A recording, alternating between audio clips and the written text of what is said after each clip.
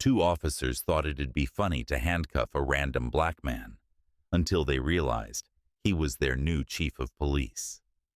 The crowd watched in shock, and the precinct froze as the truth unraveled, sparking a scandal that shook the entire city.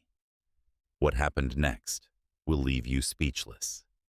Let's start from the beginning.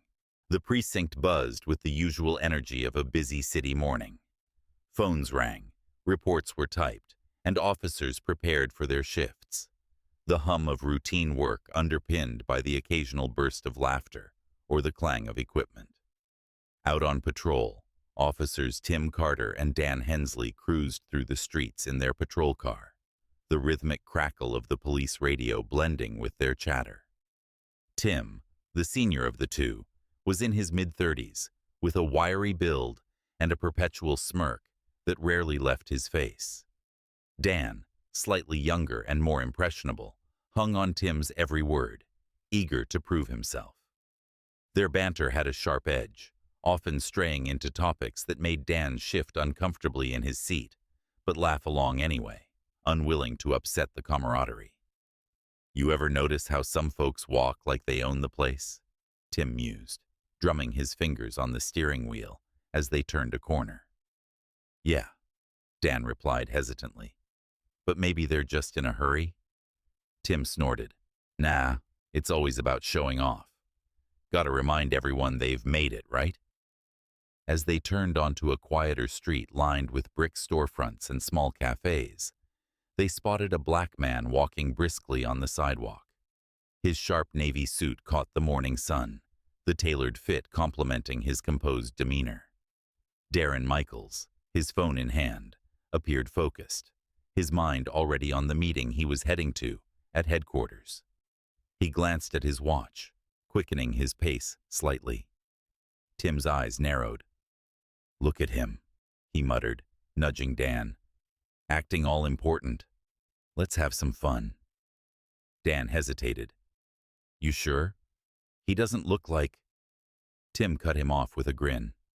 "Trust me. Let's make the morning interesting."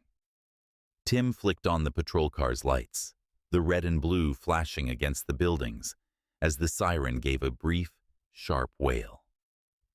Darren stopped mid-step, startled. His shoulders stiffened as he turned toward the car, raising his hands slightly in a gesture of calm compliance. He'd been in situations like this before, and while his instinct was to argue, he knew better than to escalate. Tim stepped out first, striding over with exaggerated nonchalance, one hand resting on his holstered weapon. "Morning, buddy," he called out, his smirk widening. "Where are you off to in such a hurry? Got something you shouldn't?" Darren's expression remained calm, though a flicker of annoyance crossed his face. "I'm heading to a meeting," he replied, his voice measured but firm. Tim chuckled, glancing over his shoulder at Dan, who was standing by the patrol car, unsure how to proceed. "A meeting, huh? You seem tense. Let's make sure you're not carrying anything dangerous." Before Darren could respond, Tim reached for his wrist, snapping on the handcuffs. "There we go," Tim said, holding up the cuffs with mock enthusiasm. "Nice chain bracelet for the morning.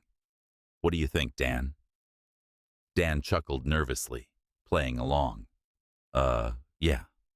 Looks good." Darren stayed silent, his jaw tightening. His dark eyes burned with restrained anger as he watched Tim pat him down, making exaggerated motions and cracking jokes to the small but growing crowd of onlookers.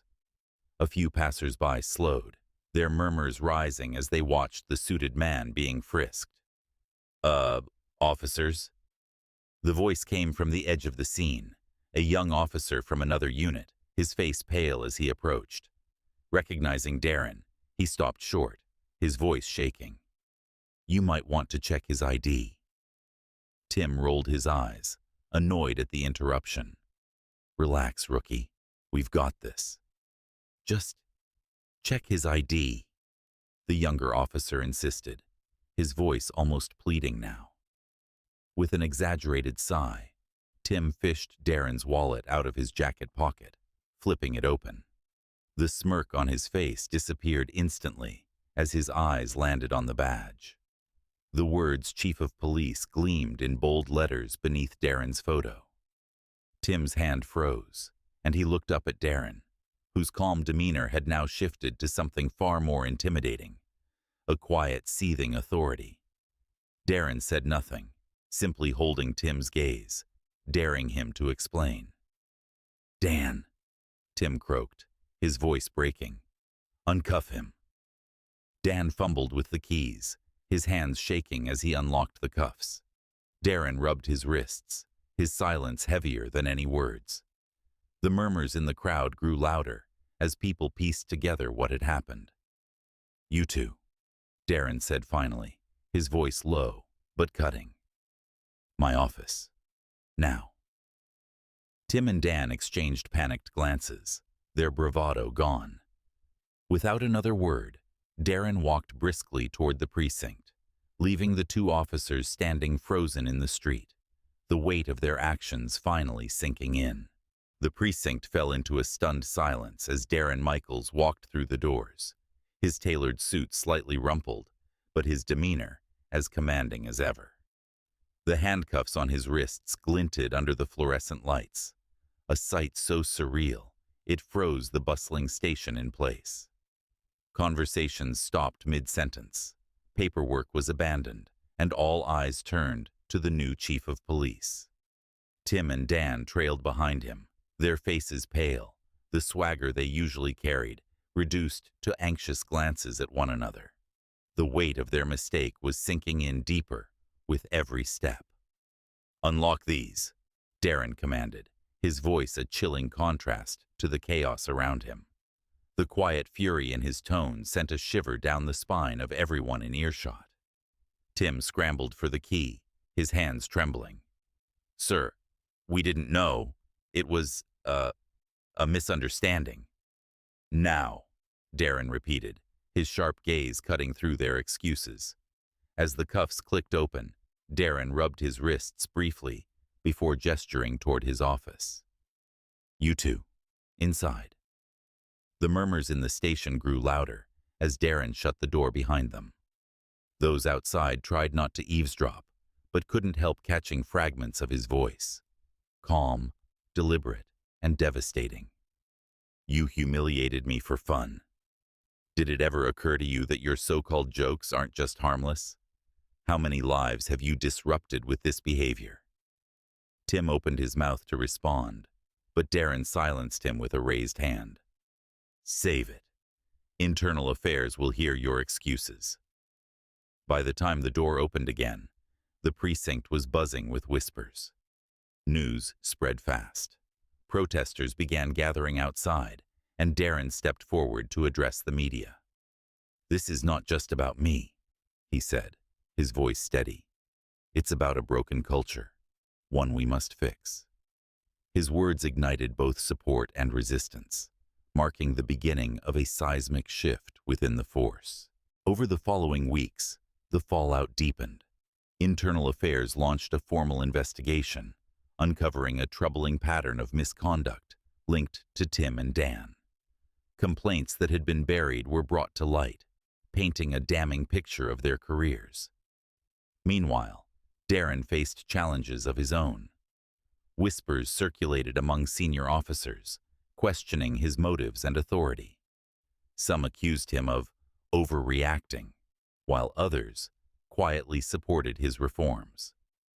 At home, Darren found solace in his wife and teenage daughter. They reminded him why he had taken the job, to create a safer, fairer system for the next generation.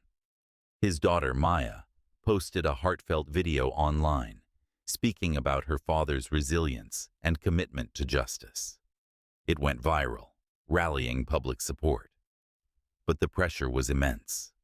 Late one night, Darren received an anonymous threat. "Back off or you'll regret it." Undeterred, he doubled down, pushing for mandatory bias training and stricter accountability measures. The investigation culminated in a heated town hall, where Darren faced both critics and supporters. Tim and Dan, suspended and under review, appeared briefly to offer public apologies, though their words rang hollow to many. Darren took the stage. I was humiliated, yes, but what hurts more is knowing how many others face this daily, without the power to fight back. This is bigger than me. It's about trust. It's about justice. His words resonated deeply, and a wave of reforms followed. Tim and Dan were dismissed from the force, and a mentorship program was established to rebuild community trust. Darren's leadership became a symbol of hope, though the road ahead remained arduous. Months later, Darren walked into the precinct, greeted by a mix of respect and skepticism. As he passed Tim's old desk, now occupied by a young black officer, he smiled faintly. Change was slow, but it was happening. Outside, a mural had been painted on a nearby wall, a depiction of Darren breaking a pair of handcuffs with the words, "Justice starts here."